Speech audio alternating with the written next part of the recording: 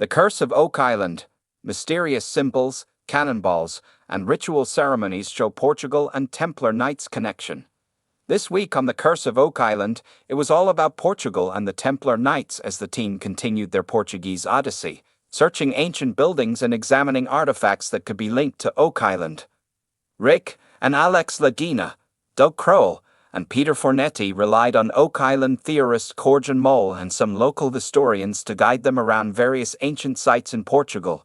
They were shown 3 separate sites, all of which showed mounting evidence that Oak Island's history has somehow become intertwined with Portugal and the Templars. Firstly, the team was taken to the Convento de Cristo, a church and Templar stronghold in Tomar, Portugal, that had been built in the 12th century.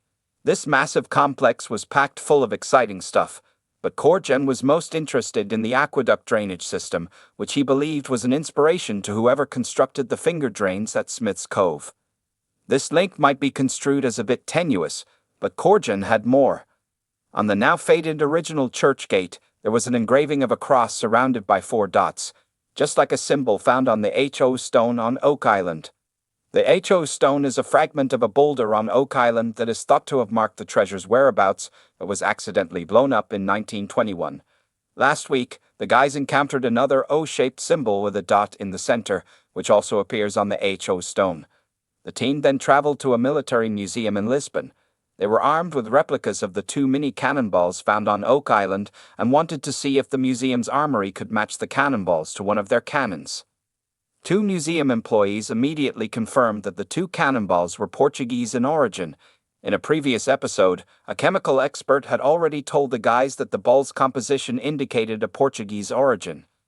The guys found the exact cannon type, and Alex inserted the ball to confirm they had the right style of weapon. The cannon was from the 14th/15th centuries and was mostly mounted on the deck of a ship, but crucially, the museum experts said the gun could be easily removed and brought onto an island. Initiation well for Freemason ceremonies looks like Oak Island Money Pit. Finally, the guys visited Quinta da Regalera, a castle in the historic old town of Sintra, which was built in the very recent 19th century, but all based on older styles of design.